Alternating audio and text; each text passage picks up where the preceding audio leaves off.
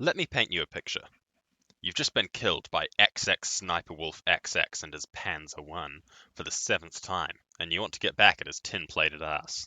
But you've noticed that your little semi-auto rifle isn't even scratching his paint. You're in luck, because this video will teach new players how to fight and kill enemy tanks. It might have some useful information for more experienced players too.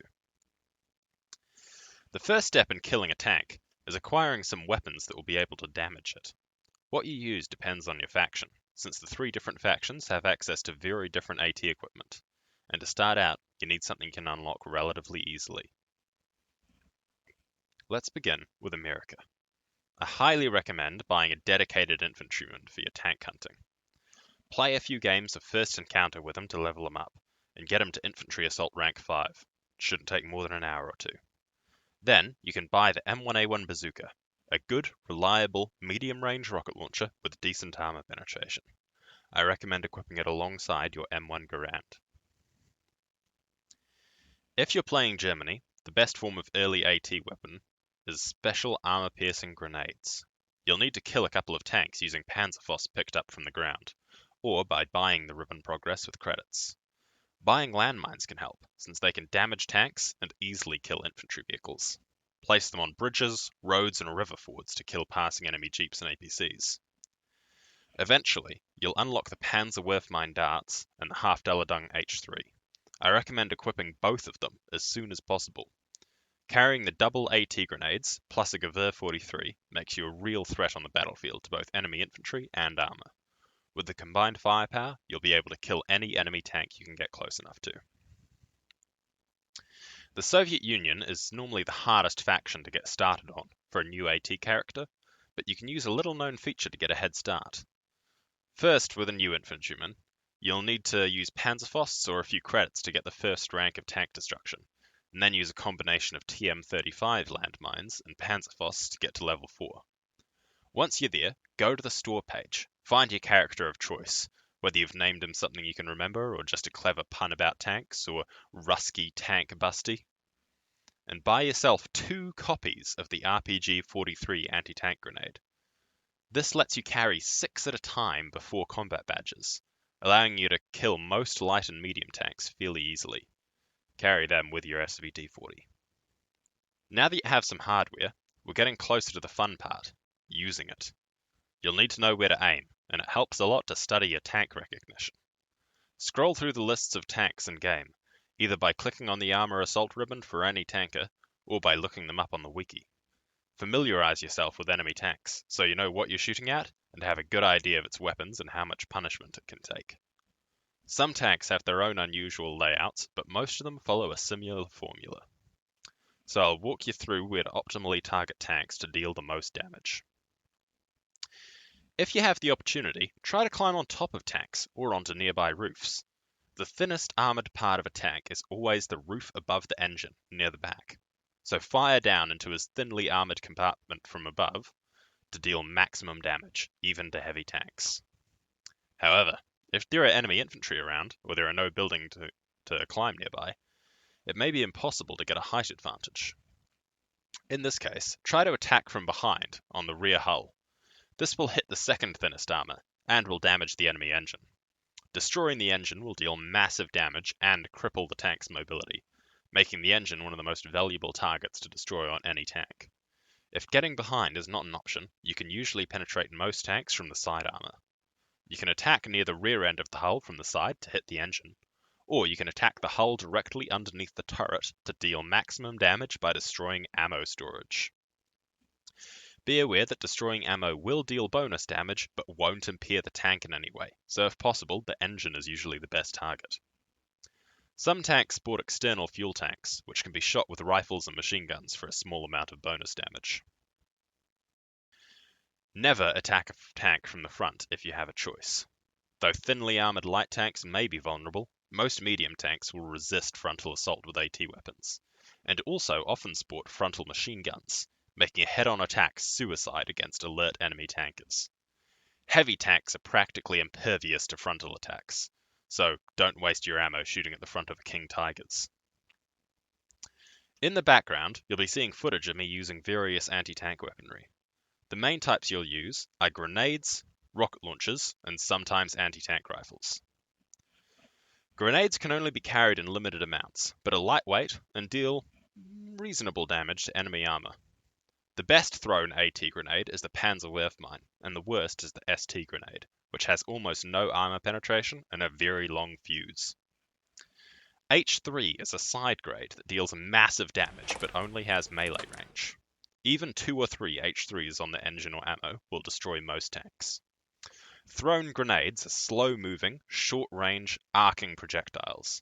You can throw them over walls and even hit tanks on the vulnerable roof, but if the tank is moving, you'll need to lead the target in order to hit it. The best combat badges are Iron Fist and Dynamite Lover, with Iron Fist increasing your damage so you can kill more tanks with fewer grenades, saving both time and money, while Dynamite Lover increases your grenade reserve so you can kill more tanks in one life. Rocket launchers come in various shapes and sizes. The best ones are the M9A1 bazooka and the Panzerschreck. Both are highly effective and flexible, excellent weapons. They are precise and can penetrate any tank with a good side hit. The M1A1 bazooka is a moderately powerful, cheap, easy to use rocket launcher that's great for starting off, but I recommend switching to the M9A1 once you unlock it, due to its better stats and longer range. The Granatbuscher gets a no from me. It's cheaper than the Panzerschreck, but pays for it with horrible cluttered sights, pathetic damage, and a painfully long reload. If you're really sick of using AT grenades, it is the first rocket launcher Germany unlocks, but that's really all it has going for it. The Ampulomet is one of my personal favorites. It has the slowest projectile and the slowest reload, but it also deals the most damage per hit of any rocket launcher. It can devastate enemy armor and can kill even a mighty panther with just 2 well-placed shots. Because of its low cost and high damage, this is the most cost-effective launcher, and it also allows you to carry more total damage to kill more tanks without resupplying. Its lob shots even allow you to attack from behind cover if you have good familiarity with the weapon and you already know where the enemy tank is. A high-skill weapon with considerable potential. Important skills for rocket launchers include familiarizing yourself with the speed and projectile arc of your particular rocket launcher. Adjust the sights by pressing space while zoomed in on the target to compensate for distance, but bear in mind the range adjustment is only approximate. If you're shooting at a tank that's 120 meters away and your sights only go to 100 or 150, you'll need to aim high when using the 100 and low when using the 150. Out of the rocket launchers, the Panzerschreck has the least projectile drop, and the Ampulomet has the most. The others are somewhere in between. Practice with your particular weapon to get a good idea of how its rockets feel. The main loadouts I'd recommend for dedicated tank hunters are one of 3. Either carry a semi-auto rifle at 5 weight, with a rocket launcher of choice at 5 weight, and the Iron Fist combat badge to deal increased damage. The build is flexible and cost-effective against both infantry and armor. You can also carry a semi-auto rifle at 4 weight with a rocket launcher at 6 weight, and use the Hoarder badge. This build trades your ammo reserve on the rifle for ammo reserve on the rocket launcher. It also allows you to kill more tanks per life, but it reduces your ability to play as a generalist infantryman. Finally, you can go for a highly specialized tank killer by ditching your trusty rifle and equipping a pistol of choice plus a rocket launcher at 6 weight and some AT grenades. Equip the Iron Fist and or Fast Reload badges for maximum tank killing ferocity. Although packing the maximum possible AT power one infantryman can carry, this build falls short against enemy infantry, since you're left with only a pistol to defend yourself. It's best suited for chasing after isolated enemy tanks, since if enemy infantry are around, you'd be better off carrying a rifle to deal with them more easily, and a rocket launcher at 5 weight with any level of Iron Fist is already more than enough to handle 1 or 2 enemy tanks. Finally, I want to cover the anti-tank rifles, the Panzerbuscher, PTRD, and PTRS. Anti-tank rifles are massive, heavy, and inaccurate. The Panzerbuscher and PTRD are functionally identical. They have a base weight of 7, they fire 1 shot per magazine, and must be reloaded before firing. They're stupidly expensive at 284,000 credits.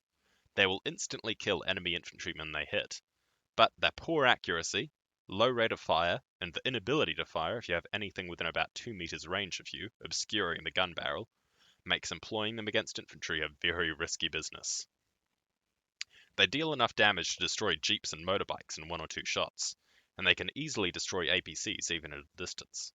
They can penetrate up to around 30 to 40 mil of armor, and they are able to damage light tanks from most directions and can penetrate medium tanks from above or behind.